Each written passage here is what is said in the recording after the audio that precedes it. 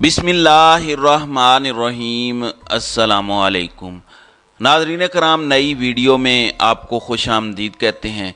हुकूमत की जानिब से वाज़े कर दिया गया है कि अगर चीफ जस्टिस ने तौहीन अदालत की कार्रवाई की और हुकूमत को घर भेजा तो हुकूमत डट जाएगी, क्योंकि उनके पीछे ताकतवर लोग खड़े हैं। पैगाम भेज दिया गया है चीफ जस्टिस को कि फिर हम आपको ही हटा देंगे। यहाँ तक वाहियात और फजूलियात किस्म की बात की गई है कि जिस तरह से इफ्तिखार चौधरी एक एग्जेक्टिव ऑर्डर से बहाल हुआ था, उसी तरह हम एक एग्जेक्टिव ऑर्डर से चीफ जस्टिस को ख़त्म कर देंगे। इस हद तक ये हुकूमत आइन और कानून के ख़िलाफ़ चली गई है कि ये कुछ भी कर सकते हैं। अब इनसे कुछ भी बाइद नहीं है, लेकिन चीफ जस्टिस को ये नहीं देखना कि उनके ऑर्डर्स पर अमल होगा या नहीं होगा। उनको ये देखना है कि उन्होंने जो ऑर्डर देना है वो आइन और कानून के मुताबिक हो। ऐसे में इमरान खान ने चीफ जस्टिस को अपनी सपोर्ट का यकीन दिलाया और आवाम को एक पैगाम दिया है। पहले वो सुन लें थोड़ा सा, फिर मैं आपको अरश शरीफ के नाम पर एक तकरीब जो हुई थी उसमें जो कुछ हुआ उसमें मेरी अपनी क्या राय है। कुछ तकारीर हुई, इमरान रियाज खान ने बड़ी ज़बरदस्त बातें की, समी इब्राहिम ने ज़बरदस्त बातें की, कुछ हामिद मीर ने मशवरे दिए, एक और सहाफ़ी ने भी अच्छी बात की कि कौन सी 3 चीज़ें हैं जो देखने वाली हैं। मैं उस पर भी बात करता हूँ। बड़ी अहम चीज़ें हैं कि वहाँ पर वो लोग भी हैं जो कातलों के सहूलतकार थे, तो कैसे ये स्टेज शेयर हुआ, सब पर बात करते हैं। लेकिन पहले ये पैगाम बहुत ज़रूरी है कि आप हर बच्चे तक पहुँचा दें, वरना इस मुल्क में आइन ख़त्म होने जा रहा है। जो कुछ अब हुकूमत करने जा रही है ये ज़रा मुलाहिज़ा करें। बिस्मिल्लाहिर्रहमानिर्रहीम। मेरे पाकिस्तानियों, हमारा मुल्क एक फैसला कुन तारीख के मोड़ पे खड़ा है। एक माफिया ने हमारे मुल्क के ऊपर कब्जा किया हुआ है, क्योंकि तारीखी महंगाई और अब बेरोजगारी हो रही है पाकिस्तान में। इलेक्शन हारने से ये डर रहे हैं, और क्योंकि ये इलेक्शन की शिकस्त से डर रहे हैं, ये पाकिस्तान का आइन तबाह करने पर तुले हुए हैं, पाकिस्तान के सुप्रीम कोर्ट को तबाह कर रहे हैं। हर किस्म की ये चीफ जस्टिस के ऊपर और जजेस के ऊपर हर किस्म की उनके खिलाफ प्रोपेगेंडा कर रहे हैं। मैं चाहता हूं कि हफ्ते को मगरिब से 1 घंटा पहले आप अपने घरों से बाहर निकलें, अपने महलों में जाएं, या गांव में हैं तो अपने गांव में निकलें, अपने आइन को बचाने के लिए, अपने बच्चों के मुस्तकबिल को बचाने के लिए, अपने सुप्रीम कोर्ट को बचाने के लिए, अपने चीफ जस्टिस के साथ इज़हार यकजहती दिखाएं। जी नाज़रीन इकराम, इमरान खान ने तो वाज़े कर दिया है, गेम सबको पता है, सबको नज़र आ रही है। हुकूमत और चंद ताकतवर अफराद फैसला कर चुके हैं कि इस मुल्क में कभी कानून की बालादस्ती कायम नहीं करनी, ये मुल्क आइन के मुताबिक नहीं चलना, और वो धमकियां दे रहे हैं। और चीफ जस्टिस की खामोशी भी समझ आती है, वो शदीद तरीन दबाव का शिकार हैं। जिस तरह अदलिया के अंदर दरार डाली गई है, अगर ये दरार ना होती और 7 जजेस जस्टिस मुनीर की बाकियात ना बन जाते तो बड़ा आसान था फुल कोर्ट का बैठना, और इस हुकूमत को वो फुल कोर्ट जो है रगेद के रख देता और इनमें जुर्रत ना होती ऐसे काम करने की। लेकिन ये इसलिए कर पाए हैं क्योंकि 7 जजेस कॉम्प्रोमाइज्ड हो गए, वो जस्टिस मुनीर के रास्ते पर चल पड़े, नज़रिया ज़रूरत के साथ खड़े हो गए।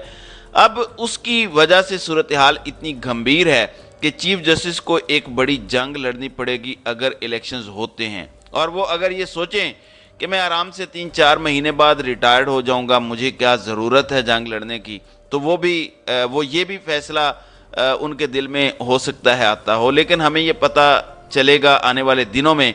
इसलिए इमरान खान ने कहा कि हफ्ते को आप सारे बाहर निकलें, इजहार यकजहती करें, क्योंकि इनका कोई इरादा नहीं है इलेक्शंस करवाने का। और अब तक जो भी हरकतें इन्होंने की हैं वो सब आइन तोड़ने की जानिब इशारा कर रही हैं कि ये आइन को अप होल्ड करने का कोई इरादा नहीं रखते, बल्कि सुप्रीम कोर्ट को डिफाई करना तो है ही है।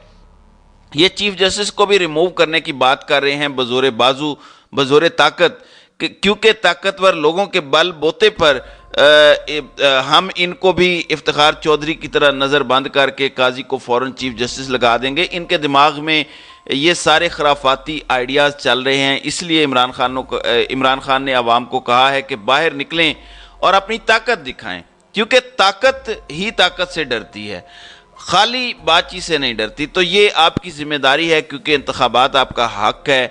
صورتحال دیکھ لیں، سری لنکا سے زیادہ برے حالات ہیں، وہ دیوالیہ ہو گیا ہے۔ پاکستان کی مہنگائی سری لنکا سے اس وقت زیادہ ہے، سری لنکا دیوالیہ ہو گیا، لیکن ہمارے حالات پچھلے ایک سال میں سری لنکا سے بدتر ہو چکے ہیں۔ ہم نے اپنی امپورٹس اتنی کم کر دی ہیں کہ پاکستان کو جب شارٹیجز کا سامنا کرنا پڑے گا مختلف چیزوں میں، را مٹیریل وغیرہ میں، جو بھی اگلی حکومت آئے گی ظاہر ہے اس کو امپورٹس کھولنا پڑیں گی، تو ہماری امپورٹس جو 7-8 ارب ڈالر پر ایوریج کرتی تھیں، یہ 10 ارب ڈالر پر چلی جائیں گی۔ ہمارا کرنٹ اکاؤنٹ ڈیفیسٹ 20-25 ارب روپے کو کراس کر جائے گا، یعنی پاکستان کو ایک اور ایسی لینڈ مائن، جس کا نام بظاہر لینڈ مائن ہے لیکن نیچے ایٹم بم ڈال دیے گئے ہیں، اب جس کا پاؤں آئے گا ایک ایسا دھماکہ ہوگا کہ کوئی سروائیو نہیں کر سکے گا۔ یہ کام کر رہا ہے اسحاق ڈار، معیشت کو بند کر دیا بالکل، اور یہاں شارٹیج کی وجہ سے بھی مہنگائی کا طوفان آئے گا، وہ بھی ناظرین کرام آپ کو جلدی نظر آئے گا۔ اور جو ابھی بجلی کی لوڈ شیڈنگ ہو رہی ہے گرمیوں میں، آپ کانوں کو ہاتھ لگائیں گے، آپ زرداری کا دور بھول جائیں گے۔ تو یہ ساری چیزیں اس پرسپیکٹیو میں رکھ کر سوچئے گا، اور ہفتے کو آپ نے نکلنا ہے، اپنی عدلیہ کے ساتھ کھڑے ہونا ہے۔ اب آتے ہیں صحافت ڈے کے متعلق، جو عرش شریف کے لیے منایا گیا۔ کل جو تقاریر ہوئیں اس میں گفتگو کے لیے ایسے فنکاروں کو دعوت دی گئی جو خود عرش شریف کی شہادت کا مذاق اڑایا کرتے تھے، اس پر احتجاج بھی ہوا۔ یہ ذرا سنیں کہ کیا بات ہوئی۔ عامر مدین صاحب اور عمران ریاض صاحب سے بھی یہ سوال کرتے ہیں کہ آپ لوگوں نے سٹیج کیوں لوگوں کے ساتھ شیئر کیا جو ارشد شریف کے باہر جانے کے اوپر مذاق کر رہے ہیں، اور یہاں پہ بتایا گیا حکومت کے دور میں ارشد شریف صاحب کے اوپر ایک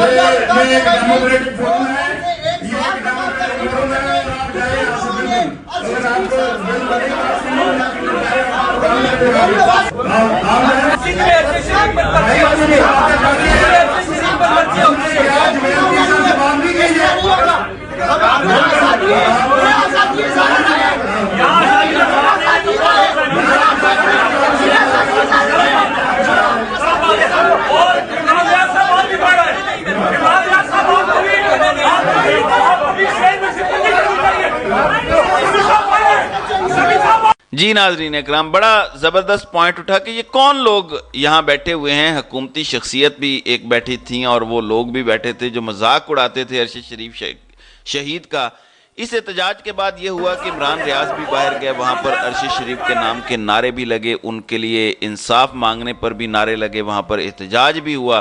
اس کے بعد عمران ریاض نے سب کو کنونس کیا کہ دیکھیں ہمیں اپنی آواز بھی اٹھانی چاہیے، ہمیں اس فورم پر بھی ارشد شریف کے انصاف کے لیے اپنی ڈیمانڈز رکھنی چاہیے، ہر فورم پر ہمیں بولنا چاہیے۔ تو پھر سب راضی ہو گئے، جتنے دوست باہر گئے تھے وہ دوبارہ اندر آ کر بیٹھ گئے۔ وہاں پہ جو تقاریر ہوئیں، عمران ریاض خان نے بڑی زبردست چند باتیں کی، اور یہ باتیں بالکل ٹھیک ہیں۔ دیکھیں آج سے تقریباً 9 سال پہلے حامد میر کو گولیاں لگیں تو اس وقت حامد میر غدار تھا، اسی لیے تو گولیاں لگیں۔ اس سے 2 سال پیچھے چلے جائیں تو حسین حقانی غدار تھا، اس کو باقاعدہ غدار ڈکلیئر کیا گیا۔ اس کے بعد مسلسل یہ غدار وہ غدار کی گردان الاپی جاتی رہی۔ عمران ریاض نے اپنی تقریر میں کہا کہ جب تک ہم سب ایک نہیں ہوں گے، باری باری سب کا نمبر آئے گا، سب کو سیم پیج پر ہونا چاہیے۔